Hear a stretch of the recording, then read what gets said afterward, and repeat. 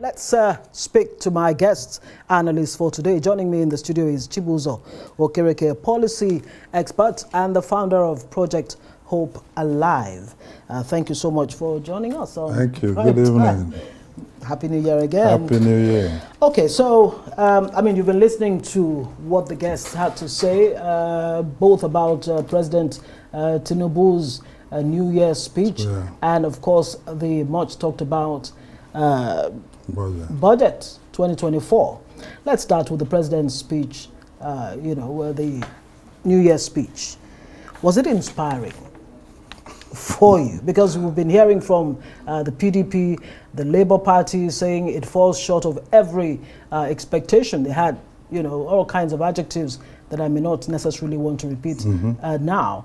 Some have said, for them, their concern is more about what Tinubu did not say in that speech.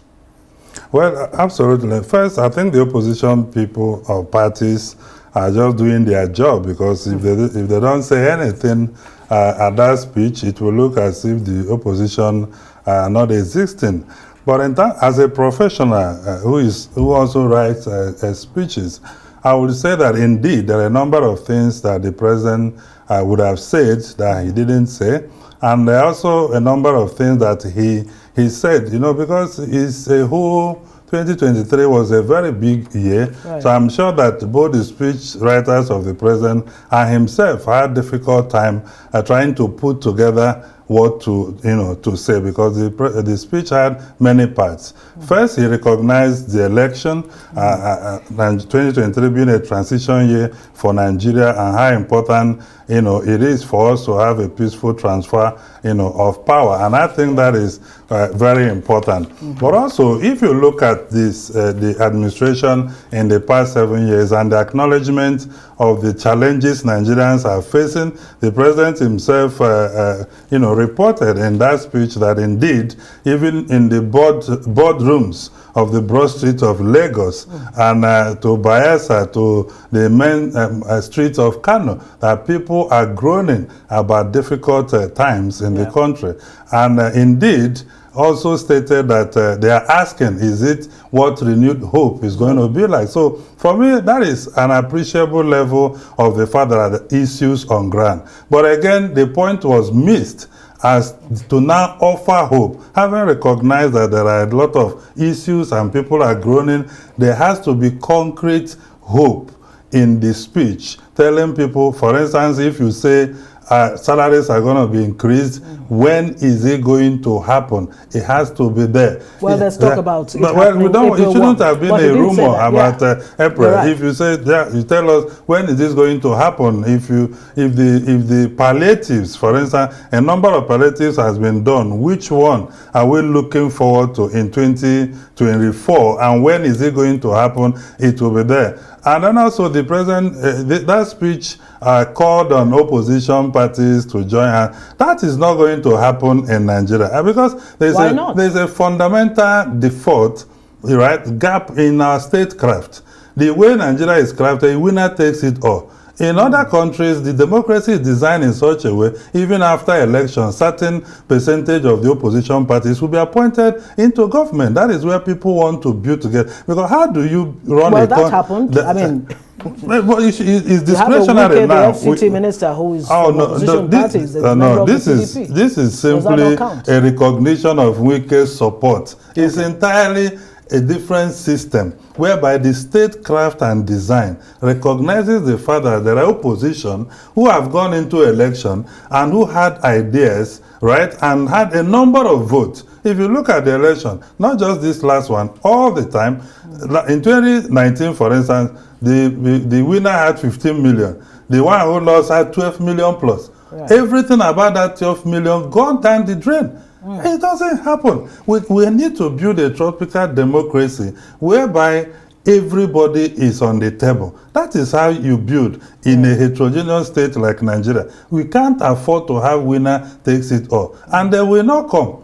to the no matter how long you call them, because they are waiting to criticize you, find fault in you, hoping to use that as advantage in the next election, because another election is just 3 years away. So that is, so I think that maybe the president would have been more concrete and focused in offering specific hopes. If we say insecurity, this is exactly what I have ordered the service chiefs to do in the next 3 to 6 months. Welfare of citizens, palliatives, salary increments of workers and what have you, and even other socio-economic issues. So, but I agree that it's a difficult time, because we had 2023 to reflect on, a big year 2024 to look at. So they had difficulty trying to find a stable focus on offering because right now, 7 months into the life of this administration, is it fair to expect so much? You would think that the first few months, if not the first 1 year or even more, would be the time to lay the right foundation that you can actually begin to build on. Well, yes. And I think the president highlighted that in the speech. Right. But I also see another gap. He talked about the policy coordination office and how the output will be evaluated, measured, and those that are not offering as much as expected will be shown, you know, the way out. But there are issues with it. The people are not going to, we need to know so that we can join the trade to do this evaluation. We need to know what are the templates, what are the KPIs, what are the indicators, because a man who doesn't have resources to perform, you cannot say that he didn't perform. And that, for me, like... Is that where the challenge is? Especially when it comes to, say, budgeting, for example. I see that as a challenge. Right. If you didn't coordinate, if the policy office did not, I don't know how adequately or robustly they coordinated the inputs that went into the budget or other policy trusts of the government. Right. If you didn't manage input, managing output or measuring it becomes a problem, because we have to coordinate from all sectors, especially where the president is focusing. So right now, if, for instance, the key focus of the government in areas of security and managing insecurity, social welfare of citizens and the economy, the input that went in there, the office did not coordinate those inputs. Now, the output, it becomes a challenge to manage. Also, we have to be sincere about this.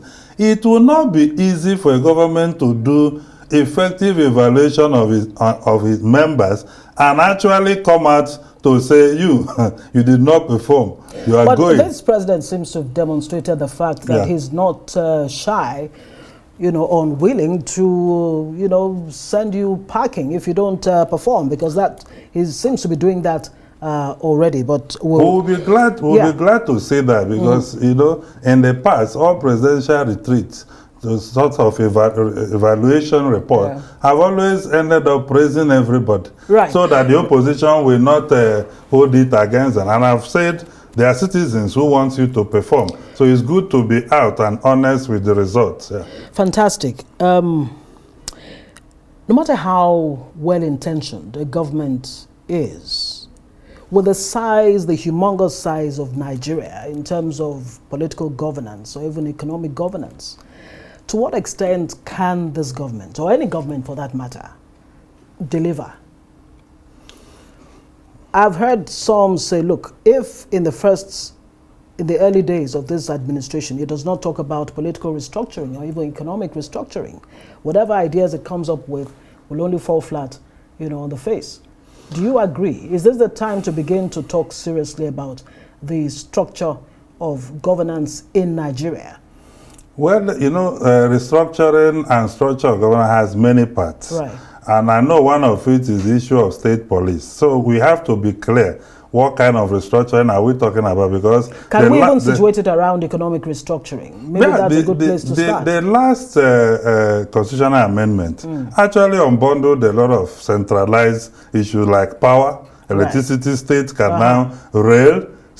now deal with the issue of rail. Right? Now, I know the problem with the revenue system, the revenue allocation formula and what have you, and the agitation from state and local government. And that is where I have issue. And that may be the kind of restructuring we can focus on so that we can unbundle the way we interact economically as a nation. For instance, take the issue of school feeding program. Federal government does not have any school, any primary school under the law, anywhere, apart from unity schools. And yet, the federal government in the last administration insisted on cooking food and giving to students in primary schools that you don't own. Which was eventually suspended. It's a big challenge. How do you implement this without having a firm partnership with the state and local government? And this is what maybe that is it. So if you have a policy, yes, the entire nation is the constituency of the presidency. Right. But because of the structure of the country, there are certain programs that we must partner with state and local government to do transparently. And maybe this Social Investment Act can help to address it, because under the number of partnership with states that has been stated there. But it's not just like agriculture. You have agriculture, this is something that happens at the rural level, and the local government have no role to play. Most times the state doesn't even have those things cannot succeed. Or the situation we have in the last administration where the CBN was giving a loan directly or through NISA to farmers. These are the challenges we have. We can deal with that issue of I know it could lead to issue of push for revenue formula changes that could make states to get it. And I have a special argument about states. Right. They need to change. They have become a kind of worst middlemen in the trade affairs of Nigeria. A lot of states are actually an impediment to development instead of an enabler to development. Very quickly before because if you look at if the whole local government developed, the state has developed. If the entire state has developed, the nation has developed. This constitution in section 7 gave birth to local government and abandoned it to states to enact laws on the administration of the local government. And then local government funds comes, is trapped at the state level, IGR is trapped, and development is stalled at the local level. So we need to address that to make progress. Because if you want Nigeria to develop, we need to develop the local government. And that's a good place to leave it. Chibuzor Okereke is a public policy analyst. Thank you so much for joining us. Thank you. On Prime Time.